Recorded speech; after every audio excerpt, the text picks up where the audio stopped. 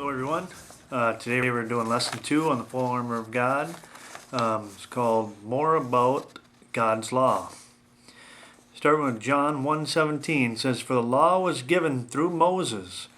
Grace and truth came through Jesus Christ." John 1:45 says, "Philip found Nathanael and told him, 'We have found the one Moses wrote about in the law, and about whom the prophets also wrote, Jesus of Nazareth, son of Joseph.'" See, the Old Testament points to Jesus. And these guys lived at that time going, wow, this is him.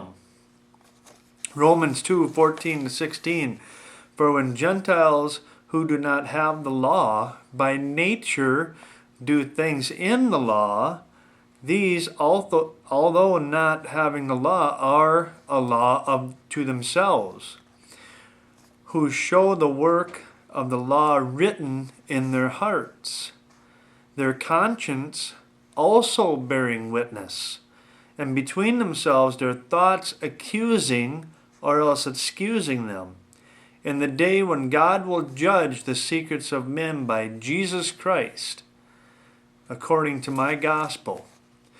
So how is he going to judge? How is God going to judge men? By Jesus Christ. All authority has been given to him. Right? Romans 3:19-20. "Now we know that whatever the law says, it says to those that are under the law, that every mouth may be stopped, and the world may become guilty before God.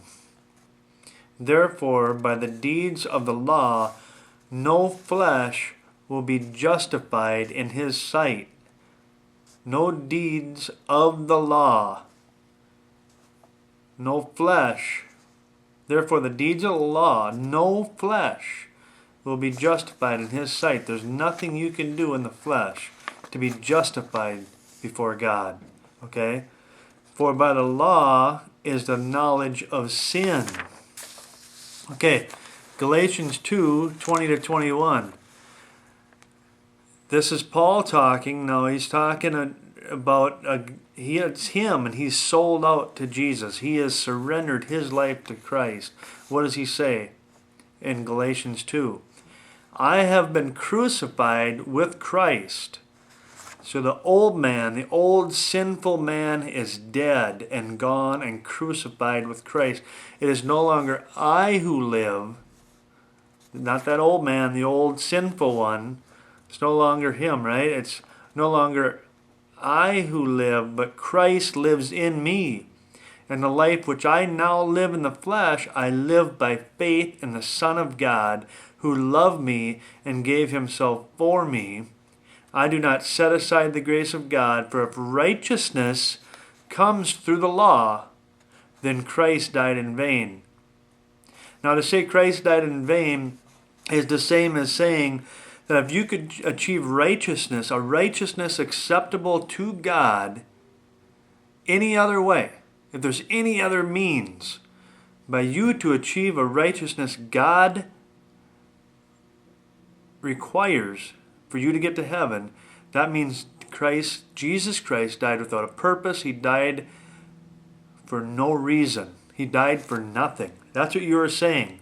When you set aside Jesus Christ and the blood redemption that we get through him when we surrender our life to him, you are saying that he died for nothing.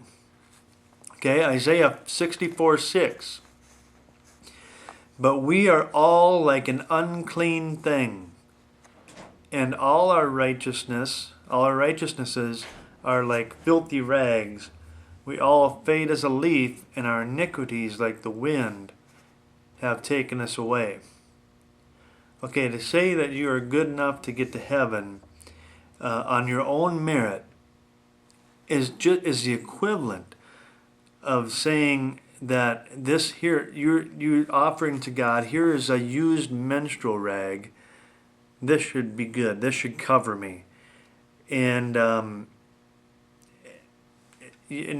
just that's as silly as thinking you're going to earn your way to heaven is thinking a used tampon will do the trick to get you in. Okay, that's what it's saying here. Because a filthy rag, the better translation is a used tampon. It just is, Jeremiah 17:9-10. The heart is deceitful above all things and desperately wicked. Who can know it? I, the Lord is talking now. I, the Lord, search the heart. I test the mind, even to give every man according to his ways, according to the fruit of his doings. Okay, well, the world tells us to follow our heart. God says the heart is deceitful and wicked. Who are you going to believe? God bless you all. We'll see you.